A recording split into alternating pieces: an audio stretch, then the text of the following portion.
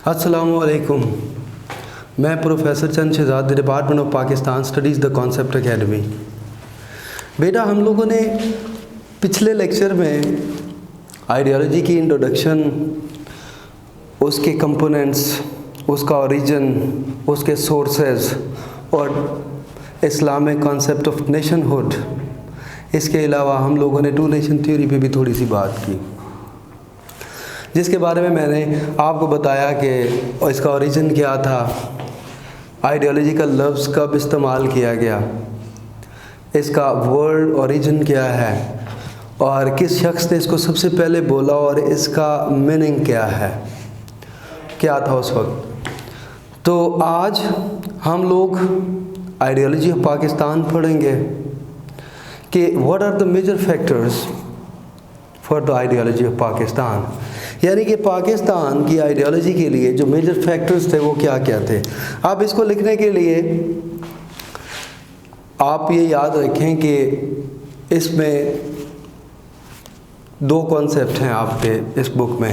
एक तो Islamic concept of good governance है, यानी कि अच्छी हुक्मरानी का इस्लामी तस्वुर क्या है, और दूसरा ये है कि आइडियोलॉजी ऑफ पाकिस्तान और इसके मेजर फैक्टर्स क्या हैं जिसकी बुनियाद पर पाकिस्तान को हासिल किया गया।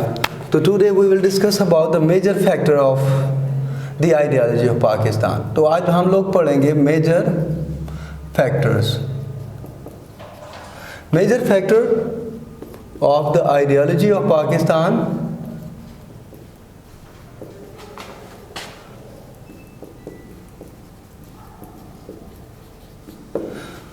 अब इसमें बेटा आप लोगों ने इस बात का ख्याल रखना है कि एक तो हम लोग इसमें हेडिंग्स बनी हुई हैं, हेडिंग्स के लिए हमें कोई इशू नहीं है, लेकिन आपने इसमें ये याद रखनी है बात कि जब आपके पास हेडिंग्स मौजूद होती हैं तो आपके पास फिर एक और ऑप्शन आता है कि हेडिंग्स को किस तरीके से प्रेजेंट करना है। उसकी प्रेजेंटेशन के हवाले से हमें बहुत सा जो है ख्याल रखना होता है सेकेंड ईयर क्लास में, क्योंकि सेकेंड ईयर क्लास वो लेवल होता है बच्चों का जहाँ पर आप अपने पूरे के पूरे एक्सपीरियंस को जो आप लोगों ने बचपन से लेके सेकेंड ईयर तक जो आपने गेन किया हुआ होता है उसको एक्सप्लोर, उसको प्रेजेंट करने का बहुत अच्छा मौका होता है। तो इसलिए हम लोग कोशिश करते हैं कि बच्चों को उस तरीके से आगाह किया जाए ताकि उनकी प्रेजेंटेशन ज़्यादा से ज़्यादा अच्छी हो, ताकि फाइनल बोर्ड में उनके मार्क्स डिडक्ट होने का या उनके मार्क्स कटने के चांसेस मिनिमम हों, यानी कम हों।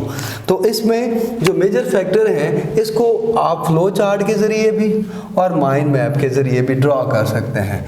यानी इसका सबसे जो बुनियादी यानी मेजर जो फैक्टर है वो है सबसे पहले इस्लाम।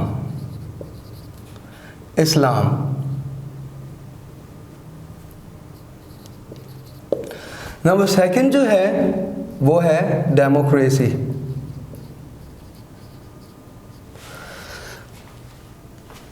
इस्लाम, डेमोक्रेसी, इक्वालिटी,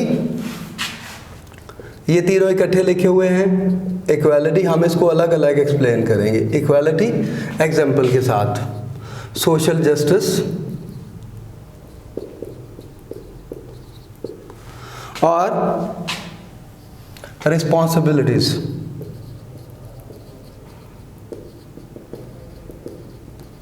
और लास्ट में होगा फंडामेंटल राइट्स।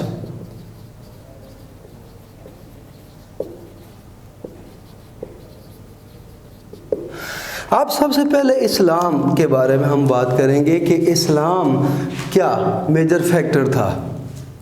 अब इस्लाम की जहाँ तक बात आती है तो कल भी हम लोगों ने टू नेशन थ्योरी के हवाले से भी बात की थी कि इस्लाम यानी कि और हिंदुइज़्म बहुत बड़ा फैक्टर, बहुत बड़े दो फैक्टर थे सब कॉन्टिनेंट में जो वजह बने इसकी पार्टीशन का।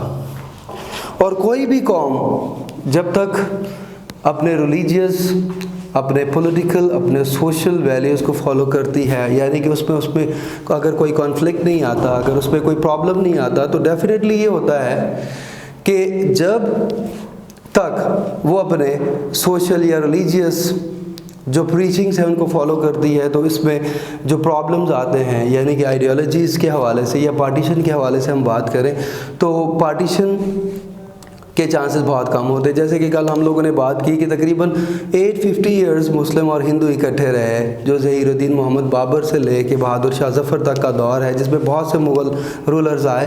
تو اس میں اگر ہم لوگ ایک نظر ڈالیں, اس کا اگر ہم لوگ سنیریو لیں, تو ہمیں یہ پتہ چلتا ہے کہ ان تمام جتنے بھی ایراز گزرے ہیں, جتنے بھی دور گزرے ہیں, ان تمام ایراز میں مسلمانوں کو ان کے ریلیجیس رائٹس دیے گئے اور ہندوؤں کو ان کے ریلیجیس رائٹس دیے گئے. یعنی کہ ہندو اپنے مذہب میں آزاد تھے, اپنی سوشل ویلیوز میں آزاد تھے, مسلمان اپنے مذہب اور سوشل ویلیوز میں آزاد تھے. اس لیے کانفلکٹس بہت منیمم, یعنی کہ بہت منیمائز رہے. لیکن جیسے جیسے آپ دیکھیں کہ برٹش رول آیا, تو ان کو اس بات کی سمجھ نہیں آ رہی تھی کہ ہم مسلمانوں کو اور ہندوؤں کو کس طریقے سے انٹرٹین کریں. تو اب پرابلم یہ پیش آیا کہ جب مسلمانوں کو کے حقوق جو ہے وہ کانفسکیشن ہوا, یعنی کانفسکیٹ کیے گئے, ضبط کیے گئے زمینوں, جو ڈیپریویشن آف لینڈز ہوا, اور اکنامیکل جو کرائسز آئے, انڈسٹریل کرائسز آئے, تو اس کی وجہ سے مسلمان بہت زیادہ ڈسپوائنٹ ہوئے. یہ بہت بڑے فیکٹرز تھے. تو ڈیموکریسی میں سب سے پہلے اسلام, ہم لوگ ریفرنس دیتے ہیں قائد اعظم رحمۃ اللہ علیہ کا, لیکن آپ لوگوں نے یہ یاد رکھنا ہے کہ if you are going to write in English اور اردو, اگر اردو میں یا انگلش میں دونوں طرح سے آپ لوگوں نے قائد اعظم کے کوٹیشن لکھنے ہیں, یا قائد اعظم کے آپ لوگوں نے کال لکھنے ہیں یا ارشادات لکھنے ہیں, تو آپ نے کوشش کرنی ہے کہ آپ انہی چیزوں کو فالو کریں, یعنی کہ ان کو انورٹڈ کاماز میں لکھنا ہے. جو ڈیٹ دی گئی ہے اس ڈیٹ کو بہت اچھے طریقے سے آپ نے دیکھنا ہے کہ میں نے ڈیٹ کوئی غلط تو مینشن نہیں کی, کیونکہ ان کے مارکس ہوتے ہیں. اور جب بھی آپ کوئی کوٹیشن یا آپ کوئی ارشاد لکھیں گے, تو اس کو انورٹڈ کاماز میں کوٹ کریں گے. تو اس موقع پر قائد اعظم رحمۃ اللہ علیہ نے یہ ارشاد فرمایا تھا کہ ہم نے پاکستان کا مطالبہ صرف محض ایک زمین کا ٹکڑا حاصل کرنے کے لیے نہیں کیا, بلکہ ہم لوگ پاکستان کو ایک ایسی تجربہ گاہ بنانا چاہتے ہیں جہاں پر ہم لوگ اسلامی اصولوں پر تجربات کر سکیں اور اسلامی اصولوں کو تجربات کی روشنی میں ثابت کر سکیں. یہ پہلا کوٹیشن ہے. اس کے ساتھ ہی یہ انہوں نے کب دیا, یہ جنوری 1948 میں اسلامیہ کالج پشاور میں خطاب کرتے ہوئے انہوں نے ڈیلیور کیا. اور مزید انہوں نے اسلامی اصولوں کو ایکسپلین کرتے ہوئے یہ کہا کہ اب اسلامی اصولوں کی جو بنیادی اکائی ہوتی ہے وہ ہوتی ہے ریاست, اور ریاست کا مالک ہوتا ہے اللہ تعالیٰ. ریاست کا مالک رب العزت ہے ان کے الفاظ میں, اور رب العزت کے جو احکامات ہیں وہ اسلام اور قرآن و حدیث کی صورت میں ہیں. تو آپ رحمۃ اللہ علیہ نے فرمایا کہ اسلامی ریاست کا نظام قرآنی احکام کی روشنی میں چلتا ہے. اگر کوئی بھی پارلیمنٹ یا کوئی بھی انسان یا کوئی بھی ادارہ اپنی منمانی کرتا ہے, تو اس میں پارلیمنٹ جو ہے یا وہ انسان یا وہ ادارہ ریاست کے لیے سود مند ثابت نہیں ہوتا. تو اسی کی وضاحت کرتے ہوئے انہوں نے کہا کہ قرآنی احکام جو ہوتے ہیں وہ معاشرت اور سیاست کے تمام معاملات کا تعین کرتے ہیں. یعنی قرآن, ہم لوگوں نے سب سے پہلے ہمارا جو فنڈامنٹل کانسیپٹ ہے وہ یہ ہے کہ ہم نے پاکستان کو اسلام کی بنیاد پر حاصل کیا, اور اسلام کا جو فنڈامنٹل کانسیپٹ ہے وہ یہ ہے کہ ریاست ایک ادارہ ہے بہت بڑا. اگر اس میں پارلیمنٹ یا کوئی انسان یا کوئی ادارہ اگر انٹرفیئرنس کرتا ہے, تو ڈیفینیٹلی اسلامی تعلیمات کچھ اور ہیں. اگر وہ اپنی بیچ میں تعلیمات شامل کرتے ہیں, جیسے میں آپ کو ایک ایگزامپل دینا چاہتا ہوں کہ جلال الدین محمد اکبر کا دور بہت گولڈن پیریڈ تھا مسلمانوں کے لیے, لیکن جب اس نے دین الہی کو امپوز کیا اور کہا کہ دین الہی کو آپ لوگ فالو کریں, قرآن پاک اور باقی ریلیجیس بکس کو آپ چھوڑ دیں, تو ڈیفینیٹلی مجدد الف ثانی نے اس پہ فتویٰ دیا تھا, تو وہاں پر ریجیکٹ ہوا, تو اس کا مورال جو ہے وہ گر گیا. تو کہنے کا مطلب یہ ہے کہ جب آپ ریلیجیس جو پریچنگ ہوتی ہیں, جب اس میں ڈسٹربنس یا خلل پیدا ہوتا ہے, تو بہت سے معاملات بگڑ جاتے ہیں جس میں ریاست جو ہے وہ اپنے بیلنس کو مینٹین نہیں کر سکتی. تو اس کا جو میجر فیکٹر تھا وہ اسلام تھا. اب اس میں جو آپ نے میجر پوائنٹس لکھنے ہیں وہ قائد اعظم کے وہ ارشادات آپ نے لکھنے ہیں, اس میں آپ کوشش کریں کہ دونوں لکھ دیں. اگر دو نہیں لکھ سکتے تو آپ نے انتہائی یہ کوشش کرنی ہے کہ ایک ارشاد لازمی لکھیں, لیکن اس میں ورڈنگ جو ہے اس میں آپ نے رد و بدل نہیں کرنا. میں بتا رہا ہوں کیونکہ وہ قائد اعظم کے الفاظ ہیں, وہ میرے یا آپ کے الفاظ نہیں ہیں. کوئی بھی کوٹیشن یا کوئی بھی ارشاد جب لکھا جاتا ہے تو اس کو ایز اٹ از لکھا جاتا ہے, یعنی کہ ہم لوگ اس کو واز میں بھی چینج نہیں کر سکتے اپنی مرضی سے. جیسے وہ لکھا ہوا ہے آپ نے بالکل اسی طریقے سے ایز اٹ از لکھنا ہے. اب سیکنڈ ہم لوگ ڈیموکریسی پہ بات کرتے ہیں. ڈیموکریسی جو ہے اس کو ڈیفائن کرنے کے لیے ہم لوگ کہتے ہیں کہ vote for the people by the people. یہ ڈیموکریسی کی ڈیفینیشن ہے, یعنی کہ انسان جب انسانوں کا چناؤ کرتے ہیں اس کو ڈیموکریسی کہا جاتا ہے. کیا کہا جاتا ہے؟ ڈیموکریسی. اب ڈیموکریسی کے حوالے سے قائد اعظم رحمۃ اللہ علیہ نے فروری 1948 میں جو ڈسکس کیا لوگوں کے ساتھ امریکہ میں عوام سے خطاب کرتے ہوئے, آپ رحمۃ اللہ علیہ نے یہ ارشاد فرمایا تھا کہ پاکستان کا آئین ابھی بننا ہے اور اسے دستور ساز اسمبلی بنائے گی. مجھے معلوم نہیں کہ یہ اس آئین کی حتمی شکل یعنی کہ فائنل شیپ اس کی کیا ہوگی, لیکن مجھے یہ معلوم ہے کہ یہ جمہوری یعنی اسلام کے بنیادی اصولوں کے مطابق ہوگا.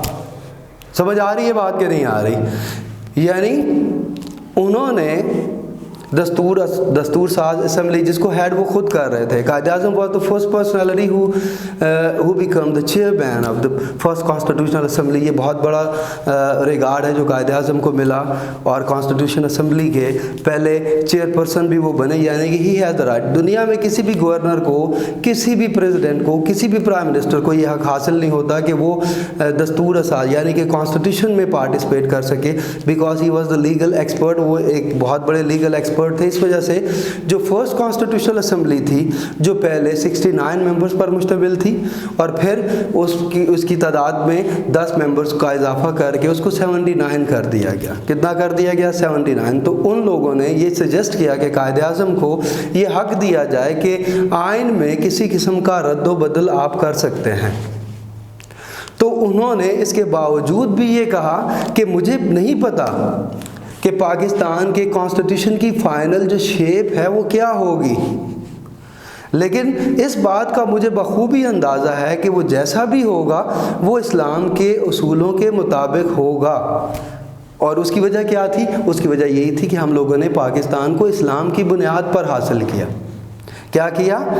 اسلام کو, پاکستان کو اسلام کہ یعنی کہ فنڈامنٹل جو کانسیپٹ تھا پاکستان کی فریڈم کا وہ کیا تھا؟ اسلام تھا. Ideology of Pakistan basically the ideology of Islam ہے.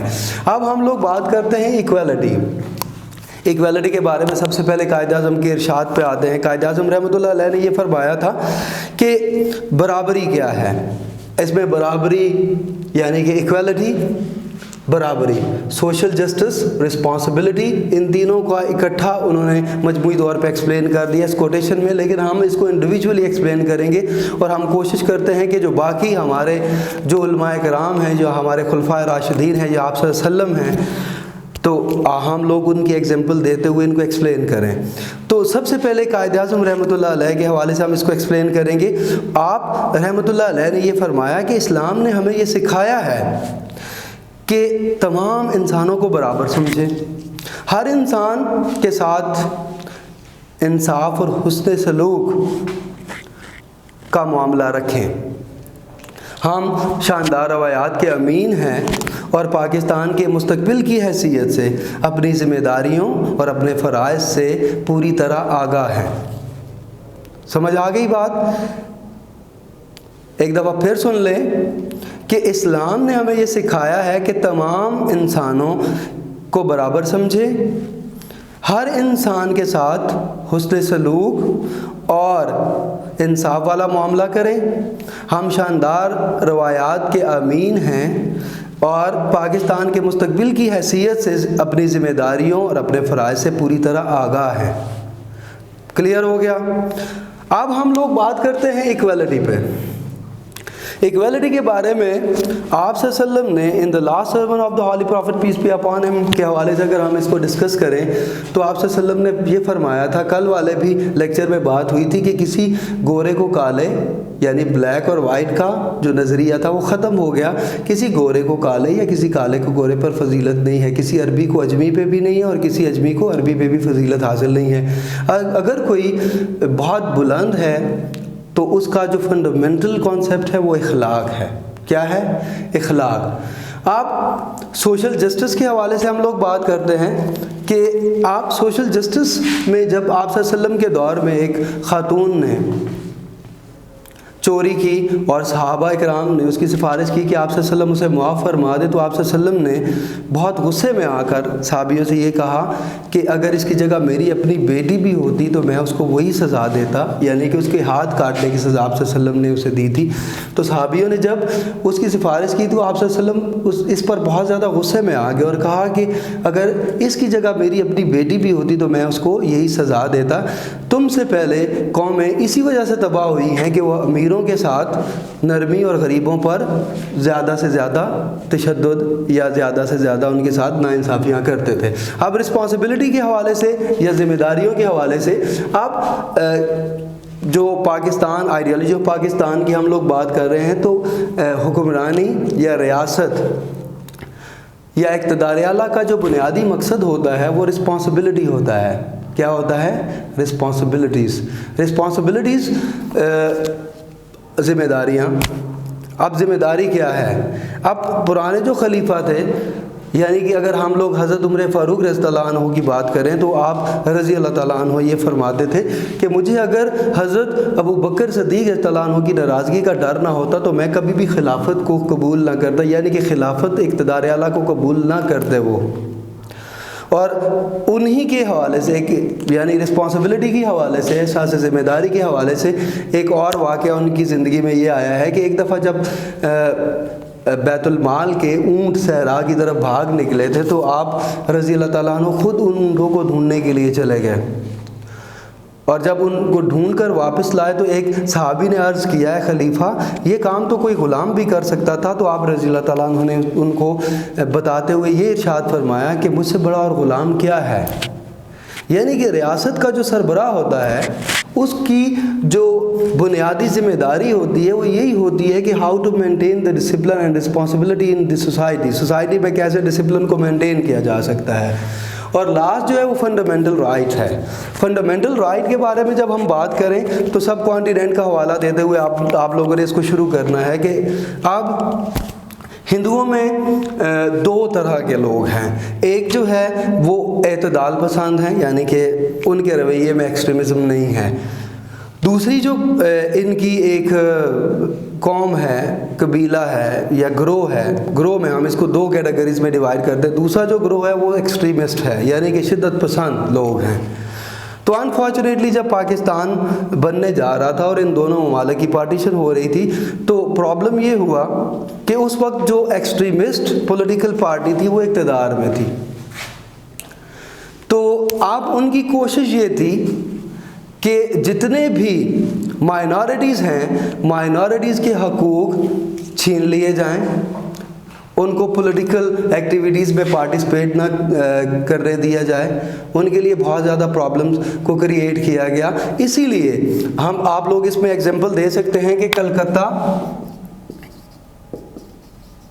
کلکتہ کی 60% جو پاپولیشن تھی وہ اچھوت تھی. اچھوت جو ہے وہ ہندوز نہیں ہوتے، وہ نان ہندوز ہیں.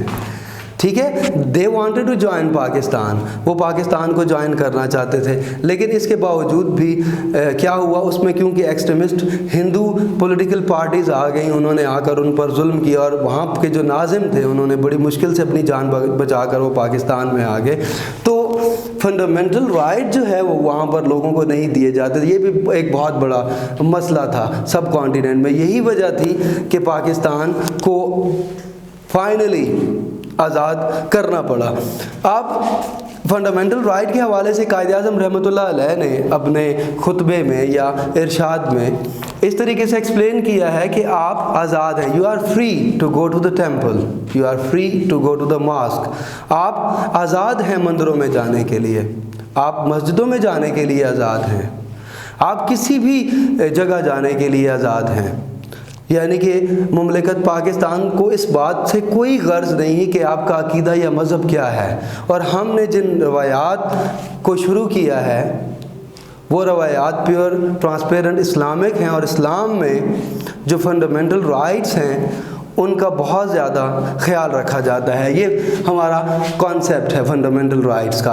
اب آپ لوگ اس میں ایک اور بھی چیز ایکسپلین کر سکتے ہیں. وہ یہ کر سکتے ہیں کہ جب پاکستان بنا تو اس وقت آپ دیکھیں کہ 97% جو ہے وہ مسلم تھے اور 3% نان مسلم تھے.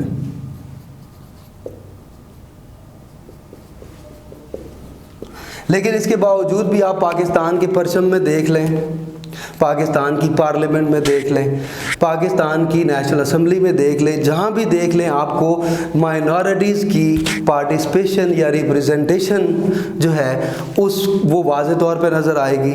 یعنی کہ ہم لوگوں نے اقلیتوں کو وہ حقوق دیے جن کے لیے وہ ڈیزرو کرتے تھے. آپ یہ لیکچر میں فائنل کرنے کے لیے جا رہا ہوں. آج ہم لوگوں نے یہ پڑھا کہ what are the major factor of the ideology of Pakistan. اس میں سب سے پہلے ہم لوگوں نے یہ پڑھا کہ Islam is the fundamental factor for the partition. Second ہم لوگوں نے یہ پڑھا کہ ڈیموکریسی. اب ہندو اور مسلمس جو ہے ان کی ڈیموکریسی میں بہت زیادہ فرق ہے, کیونکہ جب پاکستان بنا تو پاکستان بننے سے تقریباً 1130 years before the Holy Prophet peace be upon him established the first democratic society in Medina. آپ صلی اللہ علیہ وسلم نے پہلی ڈیموکریٹک سوسائٹی مدینہ میں 1130 سال پہلے رکھی. تو قائد اعظم رحمۃ اللہ علیہ نے بھی اپنے ارشادات میں یہی ارشاد فرمایا تھا کہ ہم لوگ وہ ڈیموکریٹک سوسائٹی بنانا چاہ رہے ہیں جو آج سے 1130 سال یعنی کہ 1130 years before آپ صلی اللہ علیہ وسلم نے مدینہ میں بنائی تھی. ایکویلٹی, برابری, اس کو اردو میں بھی آپ لکھ سکتے ہیں, یہ اسلام ہے فنڈامنٹل. ڈیموکریسی جمہوریت کو کہتے ہیں, ایکویلٹی برابری کو کہتے ہیں, سوشل جسٹس معاشرتی انصاف کو کہتے ہیں,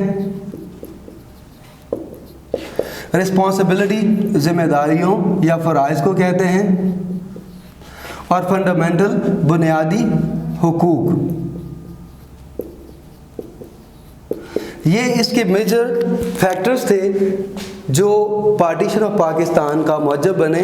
اس لیکچر میں اگر آپ کو کسی قسم کی بھی سمجھ نہیں آئی یا آپ لوگ اگر پوچھنا چاہتے ہیں تو آپ ہمارے ویب سائٹ پہ ہمیں ای میل کر سکتے ہیں. السلام علیکم ورحمۃ اللہ.